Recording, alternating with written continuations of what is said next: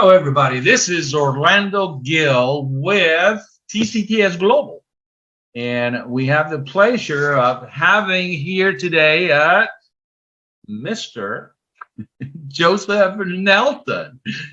And I say that because we've been kidding around calling me Mr. I'm calling him Mr. But we're excited because Joseph is the vice president of the state organization of the FFA, Texas.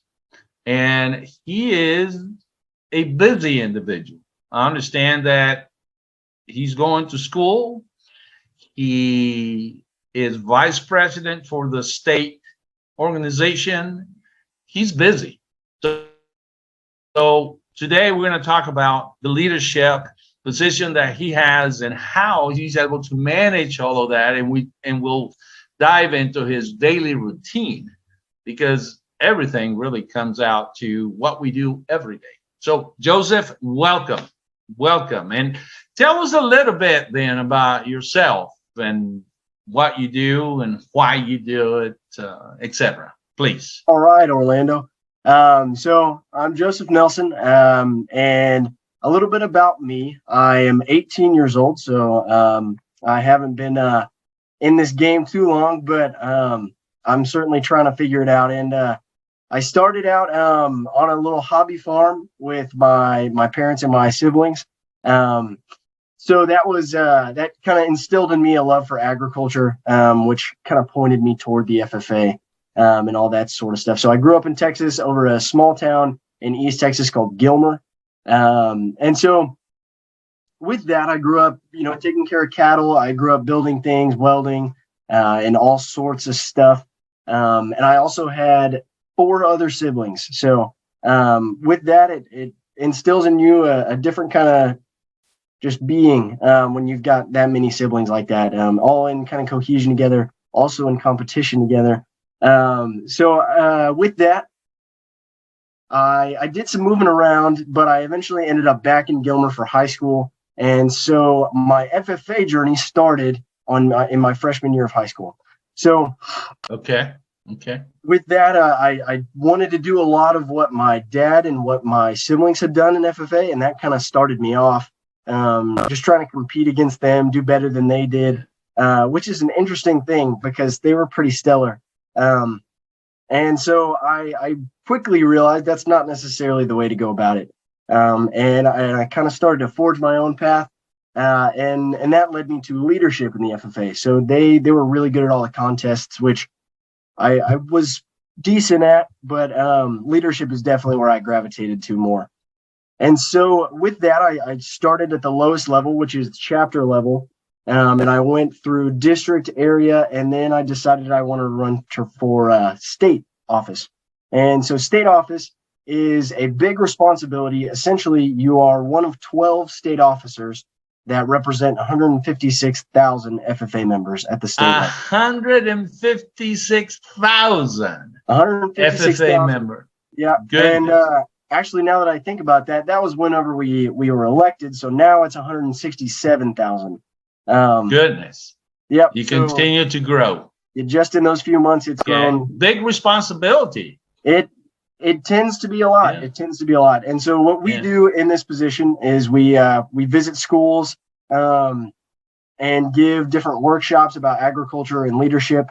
And we give speeches. We show up to different events, different livestock shows and judging events to kind of help those run smoothly. And we plan big events for certain FFA members that would like to attend. And those are pretty awesome. I understand that part of your responsibilities involve managing some of these events, right? Your state convention, I understand they were like 15,000 people there, and it was a result of your leadership and your cohorts, right? Probably is the biggest event that we have. And so that takes a lot of planning, and I will not say that's just the state officers that do that. There are a lot of people that are involved in that. But we are the ones that are kind of, I don't want to say the main attraction. We just, it's a lot of leadership demonstrations. And so each of the 12 give what are called retiring addresses, so speeches and such. And we're also doing workshops throughout the week and things of that nature. So those speeches are a big deal. It's kind of a lot to give a speech in front of 15,000 people. So, Joseph, what do you do with your free time? Right? With my free time. You have none. Yeah. How do you manage then? How do you manage your time? How do you manage yourself? How do you manage your responsibilities between school and the leadership position that you have? Tell us about your daily routine. How do you manage that? So, and like you said, I am in school, which 10 of the state officers, we are enrolled in college as well as doing state office. So it does get to be very hectic. And the thing about college and school in general is it is kind of designed to make you the least disciplined as possible. And I say that, I know some people are gonna not like that, but it kind of, you especially in college, you don't have a set schedule for your classes. On Monday, for instance, I have one class and an online class. On Tuesday, I have two classes around right before lunchtime. Wednesday, I've got one in the morning and one in the afternoon. And then Thursday, same thing. I've got two right before lunch. And so it just gets kind of hard to schedule out things. And so what I've learned and how to kind of remain blocked off and have times blocked off to do certain things is at the very beginning of your day, be as consistent as possible. So for instance, I wake up at 6:30 every morning and I get ready for the day. So I give myself some wiggle room there. I give myself 30 minutes to kind of chillax, get a coffee, brush my teeth, do everything that I need to do. And then by 7, I'm out the door and I'm at the gym. And so that's kind of that hour from 7 to 8 where I'm at the gym is really most of my free time. And the trick is using your free time to invest in yourself. And so using your free time to I like that. Right, that's right. I like that. Okay. And so when I'm at the gym, I'm putting all my effort and all my energy into building myself up, whether that be physically, whether that be mentally, and making myself tough for anything that would happen. And so after the gym, right at 8, I started devotional. And this is probably the most important part of my day. If I had to cut anything out, I would cut everything else out before this. And so my faith is very important to me. Very recently, I will say I've not always been the best at practicing as I should, but at 8 a.m. every day, I do a little devotional. This doesn't include Sundays. Church is up there, but sure.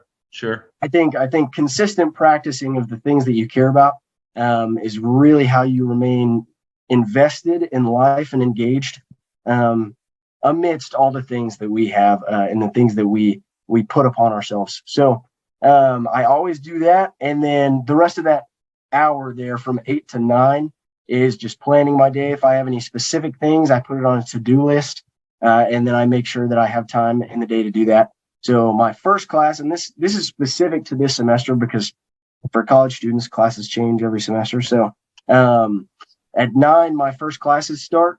And so depending on how the classes go, I work from 9 to 11 on class, and that's during class and doing that stuff. So then when 11 hits, I then go to lunch. I get lunch and I do all my homework from then until 2. So 2 p.m. is the end of the school day for me, unless I have that one afternoon class, and then that kind of shakes the schedule up a little bit. But I work around it. And so at 2 p.m., this is where I really have to prioritize. Something I didn't mention is that I'm also a custom knife maker, so I'm self-employed. And so I'm trying to, at the same time as all this, make money to support myself financially. And that does get hard. It does get hard. Sure. But it's a lot of economics and cost versus benefit analysis. I see, what's my opportunity cost of working on state office today? I let somebody down if I don't work on state office. I don't help the people that I pledged and committed to help, which is the FFA members. But I may have time to do that tomorrow. And so I either think, do I have extra schoolwork that I need to work on today, or do I need to go make money? And so it is definitely a priorities thing. Finding what really needs to be worked on in that time. And then I normally push it pretty far. So about 7, I stop for dinner, and I either spend that time with my family and my friends, or I just kind of keep working through if I have too much to do. Yeah. And then, continuing to invest in yourself. Right. Basically. Right. Yeah. With your free time. And you know what? People dog on like video games, right? Nobody wants to see somebody playing video games in their free time because it's not necessarily investing in yourself. However, and I'm not a video game player, but for someone who does play video games, if that's investing in yourself, use your free time for that, right? If you're going to be able to say, yeah, I spent that hour playing video games, I'm confident that helped my psyche and helped me be mentally prepared for the rest of my day, then I'm all for that. As long as it's a consistent investing back into yourself. So having purpose for the things that you do. Exactly. So you just don't get up in the morning kind of wondering, okay, what's going to happen today? Let's see what. No, you have purpose. You have goals. You have objectives for the day that you wanted to. So Joseph, kudos to you. Kudos to you. I tell you, I'm impressed. I really wish that I would have had the direction that you have at 18 years old. It's amazing. And I really feel that a lot of it is due, of course, to your parents, to your faith, but also to the FFA organization. Just a great organization that is just building leaders like you. So I thank you for your time. This is TCTS Global. We develop talent. Thanks for tuning in. Thank you.